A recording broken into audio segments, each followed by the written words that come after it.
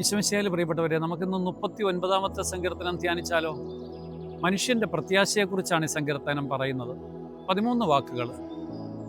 കഠിനമായിട്ടുള്ള രോഗത്താൽ ക്ലേശിക്കുന്ന ഒരു രോഗിയുടെ വിലാപഗാനം പോലെ ഈ സങ്കീർത്തനം തോന്നുമെങ്കിലും ദൈവം എല്ലാ കാര്യങ്ങളിലും ഇടപെടുന്നു എന്നുള്ള യാഥാർത്ഥ്യ ബോധമാണ് ഈ സങ്കീർത്തനത്തിൽ നിഴലിച്ചു നിൽക്കുന്നത്.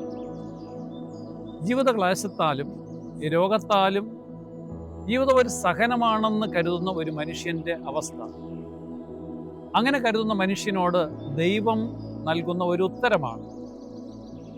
സങ്കീർത്തകൻ ഇങ്ങനെയാണ് പറയുന്നത്: വേദനയിലും ഉത്തരം ദൈവത്തിൽ നിന്ന് പ്രതീക്ഷിക്കണം. ദൈവം മൗനമായിരിക്കുന്നെന്ന് തോന്നുമ്പോഴും അവിടുന്ന് ജീവിതത്തിൽ ഇടപെടുന്നു എന്നുള്ള യാഥാർത്ഥ്യം മറക്കരുത്. സങ്കീർത്തകൻ എടുത്തു പറയുകയാണ്, ദൈവത്തിൻ്റെ ശിക്ഷയാണ് രോഗവും വേദനയുമെന്ന് ഒരിക്കലും കരുതരുത് എന്നും സങ്കീർത്തകൻ പറയുന്നു. അവിടുത്തെ സ്വരം ശ്രവിക്കുവാൻ ശക്തനാവുകയാണ് ഈ സങ്കീർത്തകൻ നമ്മളെ ഉദ്ബോധിപ്പിക്കുന്നത്.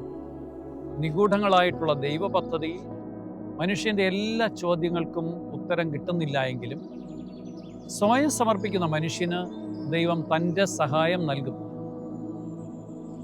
നിത്യനായിട്ടുള്ള ദൈവമേ, എൻ്റെ കണ്ണുനീരിൻ്റെയും വേദനയുടെയും നടുവിൽ അവിടുന്ന് പ്രത്യാശ എനിക്ക് നൽകണമേ.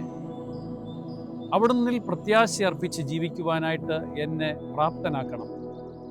ഈ ലോക ജീവിതം ഒരു കടന്നുപോകലാണെന്നുള്ള ബോധ്യം എന്നിൽ നൽകണം.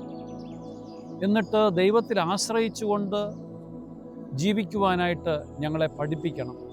നമുക്കിന്ന് ദൈവത്തിൽ പ്രത്യാശ അർപ്പിക്കാം. നമ്മുടെ വേദനകളും സഹനങ്ങളും ഒരു പരാജയമോ അല്ല എങ്കിൽ ഒരു ശാപമോ ആണെന്ന് കരുതാതെ, മറിച്ച് അതിനകത്തും ദൈവത്തിൻ്റെ അനുഗ്രഹമുണ്ട് എന്ന് നമുക്ക് കണ്ടുപിടിക്കാം. നമുക്ക് പ്രാർത്ഥിക്കാം. ദൈവസമർത്ഥമായിട്ട് നിങ്ങളെ അനുഗ്രഹിക്കട്ടെ. ഒരു നല്ല ദിവസം ആശംസിക്കുകയാണ്. ആമേൻ.